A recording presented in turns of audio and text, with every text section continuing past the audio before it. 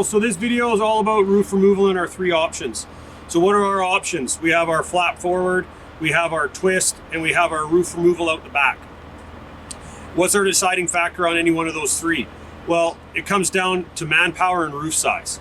So if you have a decent sized roof like this one, my choice would be to send it out the back of the vehicle if possible, or we'd twist it through. Our smaller vehicles like our two-door cars, four-door family cars, that kind of stuff, can we send the roof forward? Absolutely. Some things to think about when we're doing a roof removal or a roof flap. And let's talk about roof flaps first. Where do we make our relief cuts? We want to leave as much A-post in this car as possible for our dash rolls in case we have to relocate our Ram for any reason. So cutting short or cutting our A-post off right away really cripples us in how we remove this roof, because we want to leave the windshield in as much as possible. So we really want to go back 4 to 6 inches, make a relief cut in the roof. Same on the other side. We want to cut our B-post, C-post, D-posts as flush to the door as possible, so that when we take this roof forward and gently settle it down over top of the engine compartment, we have a lot of safe working space for us. When we talk about removing the roof out the rear, we have multiple options as far as how we release it from here. You can make your relief cut in the top of the A-post where it curves with the windshield, and you can cut the windshield out. If you're going to be cutting glass with a Sawzall, some safety measures that have to be made. That patient has to be covered, your rescuer has to be covered, and the people doing the cutting with the Sawzall have to be wearing their dust masks. If you choose to cut 6 inches back to keep a little bit more of that structural integrity in the car, obviously we're just going to let the guys on the inside know it's going to get loud for a few minutes. We want to make sure that we pop that headliner so we're not cutting into any uncharged cylinders or anything like that. Same thing comes into play. We want to cut low on our B, we want to cut low on our C and our D, or however many posts we have. Pick this roof up and walk it backwards. Why do we go backwards? If you have a patient in this seat, within 1.5 feet, 2 feet, we've cleared that patient already. It's safer for them. If we go this way, we're fighting with the windshield, that kind of stuff. We're taking that whole roof over top of that patient. Not the safest method possible, but if it has to be done that way, sort of last resort, by all means do it. Our third option is a twist.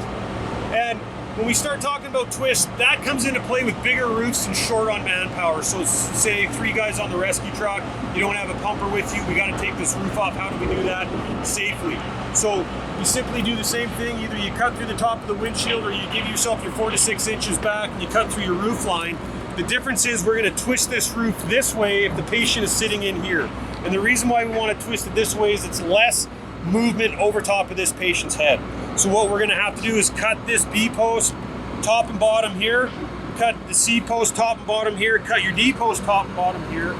On the other side, we're just going to cut the top of the B-post, cut the top of the C-post, and we're going to release the D-post with 1 pinch halfway through, and it's going to stay connected for that other half. And what happens is that I can pick this up and we can twist it over that way, and I can pass it to the rescuers on the other side, and we can keep control of this roof twisting to the other side of that vehicle, and we can lay it down on the ground. So those are your 3 options.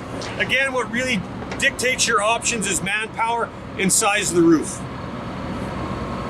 In this scenario, obviously vehicle on its side, we're going to perform a roof flap. So our initial size up, we do our 360. We initially stabilize with wood crib underneath the 2 tires on the bottom side, and underneath the A-post with a wedge, and a block and a wedge on this side. Before we make patient access, we want to make sure that we have battery disconnect. So remove the hood and battery disconnect. And what removing the hood does, it gives us a whole option of how we can stabilize this vehicle from the front. So once this vehicle is completely stabilized, we've made patient contact, we got the rescuer and the patient covered up, it's time to execute incident commands plan of our roof flap. So that starts with glass removal. So we'll remove the glass from the passenger doors and the back of the van.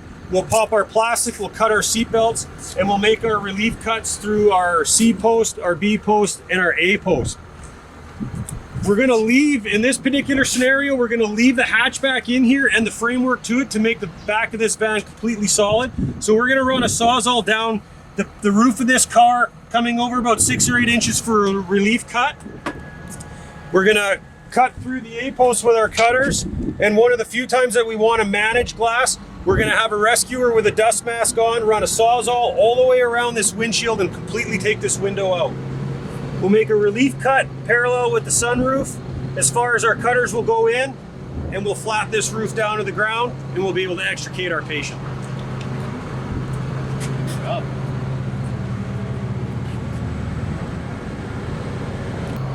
So here we are with our completed roof flap.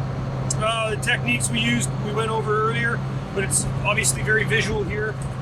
Relief cut for the windshield on the A-post on the roof line so that we can cut our windshield out. Like I said before, cutting glass is kind of a must in this type of extrication.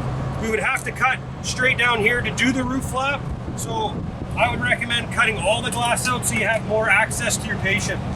We chose to cut high on the A-post, the B-post, the C-post, so that we don't take more of a tripping hazard into our work zone when we do lay this down. So as you can see, by having our triangle way out of our work zone and leaving the frame around our hatchback and allowing that small crib set to stay underneath the vehicle, we still have a bomb-proof, secure vehicle to now get these patients out of the vehicle.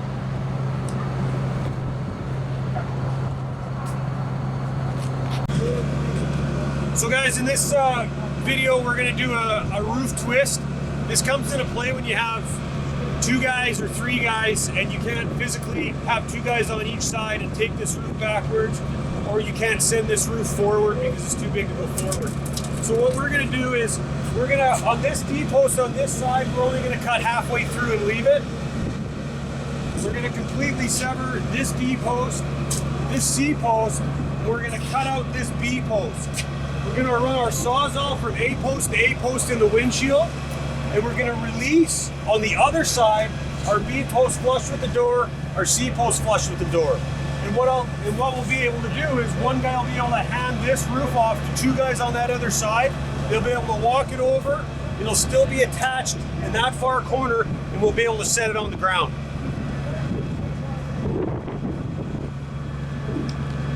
So as you can see, we got the roof twist done. By leaving it attached on the D-post on this side, we were able to, one firefighter was able to hang onto the roof on the far side, on the driver's side, pass it over to 2 firefighters on this side. They were able to take it safely, twist it off the D-post and put it to the ground. So this move is a good move when you have less than 4 firefighters, a bigger roof that can't be managed, either sending it forward or walking it backwards.